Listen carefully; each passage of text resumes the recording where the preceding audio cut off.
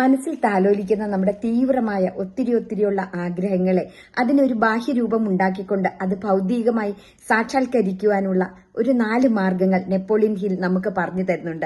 അതിന് ആദ്യമായി തന്നെ മനസ്സിൽ താലോലിക്കുന്ന ആ ആഗ്രഹമുണ്ടല്ലോ, ആ ആഗ്രഹത്തിൽ തന്നെ ദിവസവും അരമണിക്കൂറെങ്കിലും ആ ആഗ്രഹത്തിൽ ജീവിക്കുക എന്നുള്ളതാണ്. ജീവിക്കുക എന്ന് പറയുമ്പോൾ നമ്മുടെ എല്ലാ ഇന്ദ്രിയങ്ങളും കൊണ്ട് അത് യാഥാർത്ഥ്യമായിട്ട് അനുഭവിച്ചുകൊണ്ട് നിൽക്കുക. അതിന്റെ കൂടെ തന്നെ അതിലെ ആ സങ്കല്പത്തിലെ ഞാനായി തീരുവാനുള്ള പ്രയത്നം തീർച്ചയായും ഉണ്ടാകുകയും ചെയ്യണം. ഈ യജ്ഞത്തിന്റെ തന്നെ ഭാഗമായിട്ട് ആത്മവിശ്വാസത്തിനായിട്ട് പ്രത്യേകമായിട്ടുള്ള മാനസികമായിട്ടുള്ള ചില വ്യായാമ മുറകളും ചെയ്യണമെന്ന് അദ്ദേഹം പറയുന്നുണ്ട്.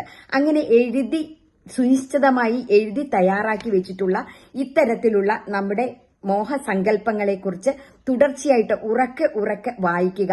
അതിൽ ഒരു പ്രമാണം എന്ന പോലെ എഴുതി ഒപ്പിട്ട് വെച്ചതിന് ശേഷം വേണം ഇത്തരത്തിൽ ചെയ്യാൻ. ഈ പ്രമാണത്തെ, ഇത്തരത്തിൽ എഴുതി തയ്യാറാക്കി വെച്ചിരിക്കുന്ന ഈ പ്രമാണത്തെ ഉറക്കെ വായിക്കുക എല്ലാ ദിവസവും.